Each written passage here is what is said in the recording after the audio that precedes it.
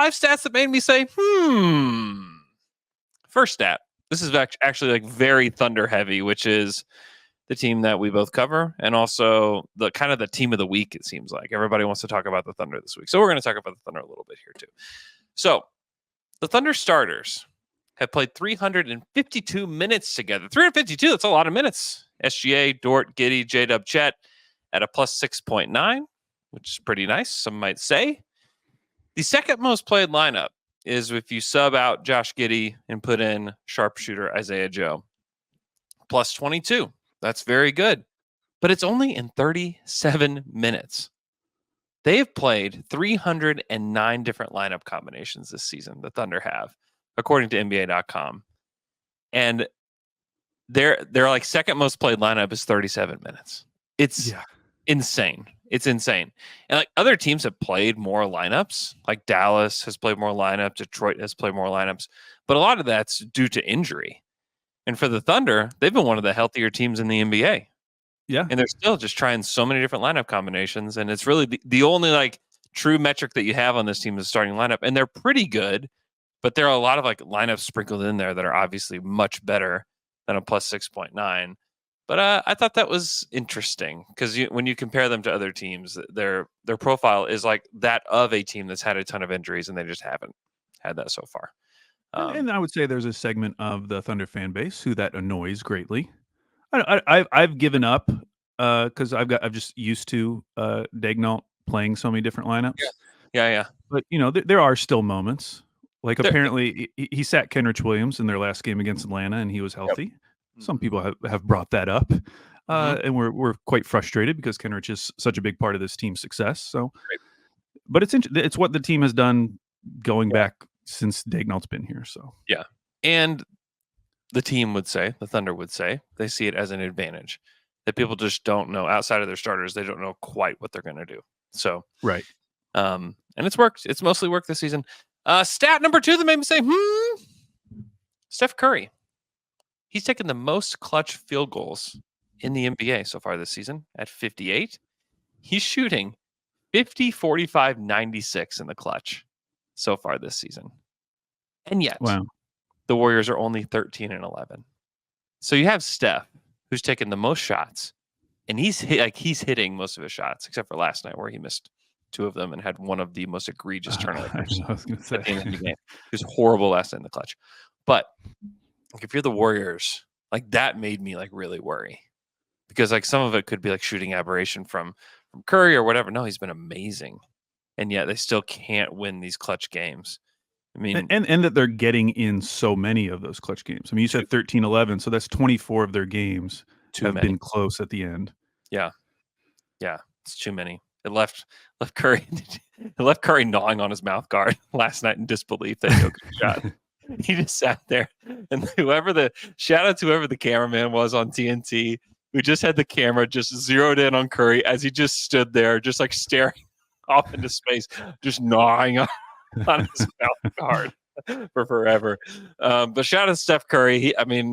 This Warriors team is kind of a mess. I mean, you could even see the panic in the lineups that they were playing down the stretch, where they're playing like Saric and Trace Jackson Davis and like all these, like, my goodness, like their lineups they were throwing out there at the end of the game were just kind of wild. Like they just don't know where to go, from night to night, which signals to me that they're probably going to have to make some kind of trade if they want to be like in the postseason mix. Shout out to Josh Hustis, who preseason said the Warriors aren't making the playoffs or the play-in. Like they're going to be on the outside again, which seemed like a really bold take then. And now it's like, wow, like that could actually happen. All right, stat that made me say, number 3. The Thunder not only have the best free throw percentage in the NBA at 84.7%, if they finish there or above 83.9, which is the current record set by the 2021 Clippers, they'll have the best free throw percentage for a team of all time, which I just don't feel like is being talked about at all. Like how good, like them and the Sixers are in this conversation too at 84.2%. Both those teams would be the best free throw shooting teams of all time, and it's happening this season. And I just don't feel like I really hear that being mentioned anywhere. Well, which I is was just looking it up because that Clippers team, they were 28th in the league in free throw attempts. oh, So they interesting. weren't taking a ton of them. What's No, really impressive, I mean, OKC's impressive, but they also are below average in free throw attempts. They're 17th.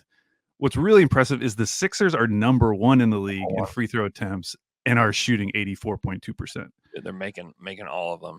But yeah, I thought that kind of blew my mind because I really don't feel like, and I know it's been discussed in like some corners of the NBA, but I don't feel like I've heard it discussed on like a more of a national platform. But 84.7 for the Thunder, 84.2 for the Sixers, both would be like the two best of all time. All right, stat number 4 that made me say, the Minnesota Timberwolves starting lineup: Mike Conley, Anthony Edwards, McDaniels, Towns, Gobert. One of the best teams in the West. You'd think, man, that'd be great. 278 minutes together, only a plus 2.1, which I was like, that's interesting. If you sub out McDaniels for Nickeil Alexander-Walker, they're a plus 10 and 119 minutes together. And then even if you take out Gobert and put in Troy Brown, where they're playing more of like a 2024 type of offense, it's only in 62 minutes, but they're a plus 29 in 8 games together. I just thought that was really interesting. I would have thought, the Wolves starting lineup is one that's played some of the most minutes in the NBA, 278 minutes together. And I just expected to see a better number from that lineup. They've really struggled, really in particular, to score the basketball with that group. And some of it is that like the true creator of that group is Ant Edwards. Conley can do it a little bit off the bounce, but if you're asking like Towns or McDaniels or Gobert to create, like they can't. And so I just thought that was kind of interesting where, Nickeil Alexander-Walker is not as good of a player as McDaniels, but he's definitely more of like a creator off the bounce. And so I wonder if that has something to do with it. And some of it is like some of these numbers can be a little funny, over time. Yeah, I wonder because they're not in a slump, but they haven't been as good lately. They're 4-4 in their last 8. Yeah. So I wonder where that number was prior to the Sixers game on the 20th when this kind of mini slump started. Yeah. But just something to watch for with that Wolves team is like that is not exactly the profile of a team that would be number 1 in the Western Conference, with a plus 2.1 only. So something to watch for. All right, my last stat that made me say,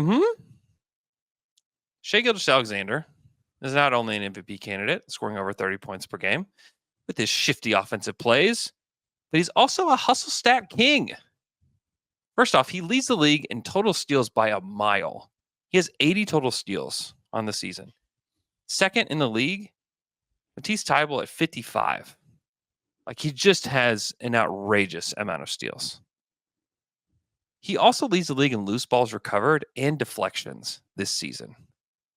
And so, all this to say, his defense is part of the reason why the Thunder are one of the best defenses in the league. They currently rank 6th. They were 4th the other day before the Atlanta debacle.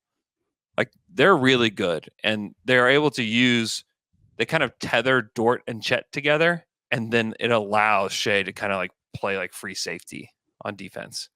And he is like thriving in that role. So, and it's also going to be a big part of his MVP argument at the end of the season.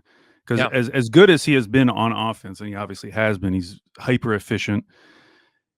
What he's offering defensively is just such a different player than what we saw 2 years ago. Mm-hmm. And that is the reason he's made this huge jump that he's made, where everyone is kind of talking about him as a top 5 player. Yeah. He is fully locked in on both ends, which I think should make him top 2, top 3 in MVP this season.